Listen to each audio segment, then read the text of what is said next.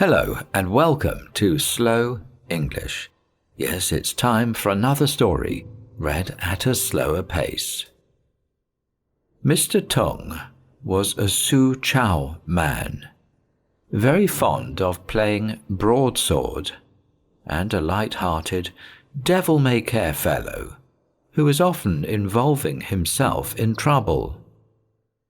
One day he fell in with a traveller who was riding on a mule and going the same way as himself, whereupon they entered into conversation and began to talk to each other about feats of strength and so on. The traveller said his name was Tung, and that he belonged to Liaoyang, that he had been 20 years away from home and had just returned from beyond the sea. "And I venture to say," cried Tung, "that in your wanderings on the four seas you have seen a great many people, but have you seen any supernaturally clever ones?"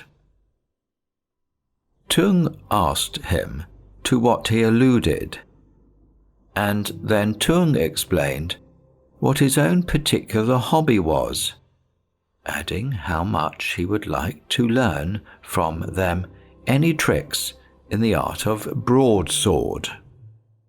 "Supernatural," replied the traveller, "are to be found everywhere. It needs but a man should be a loyal subject and a filial son for him to know all that the supernaturals know." "Right you are indeed," cried Tung, as he drew a short sword from his belt, and, tapping the blade with his fingers, began to accompany it with a song. And in a moment, we'll find out what happened next.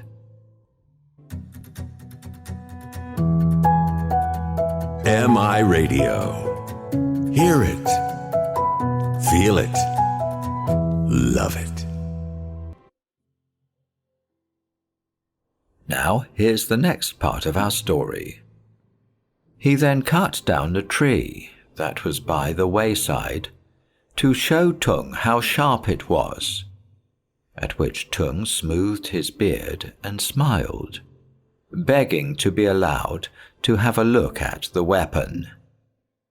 Tung handed it to him, and, when he had turned it over 2 or 3 times, he said, "This is a very inferior piece of steel. Now, though, I know nothing about broadsword myself, I have a weapon which is really of some use." He then drew from beneath his coat a sword of a foot or so in length, and with it he began to pare pieces off Tung's sword, which seemed as soft as a melon, and which he cut away quite like a horse's hoof. Tung was greatly astonished, and borrowed the other's sword to examine it, returning it after carefully wiping the blade. He then invited Tung to his home and made him stay the night, and after begging him to explain the mystery of his sword, began to nurse his leg and sit listening respectfully without saying a word. It was already pretty late, when suddenly there was a sound of scuffling next door, where Tung's father lived, and, on putting his ear to the wall, he heard an angry voice saying, "Tell your son to come here at once, and then I will spare you." This was followed by other sounds of beating and a continued groaning, in a voice which Tung knew to be his father's. And in just a moment, we'll find out what happened next.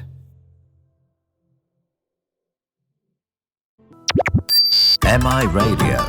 Living the life you love. Now, the last part of the story. He therefore seized a spear and was about to rush forth, but Tung held him back, saying, "You'll be killed for a certainty if you go. Let us think of some other plan." Tung asked what plan he could suggest, to which the other replied, "The robbers are killing your father. There is no help for you, but as you have no brothers, you just go and tell your wife and children what your last wishes are, while I try and rouse the servants." Tung agreed to this and ran in to tell his wife, who clung to him and implored him not to go, until at length all his courage had ebbed away, and he went upstairs with her to get his bow and arrows ready to resist the robbers' attack. At that juncture, he heard the voice of his friend Tung outside on the eaves of the house, saying, with a laugh, "All right, the robbers have gone." But on lighting a candle, he could see nothing of him. He then stole out to the front door, where he met his father with a lantern in his hand, coming in from a party at a neighbor's house, and the whole courtyard was covered with the ashes of burnt grass, whereby he knew that Tung the traveller was himself a supernatural. MI Radio.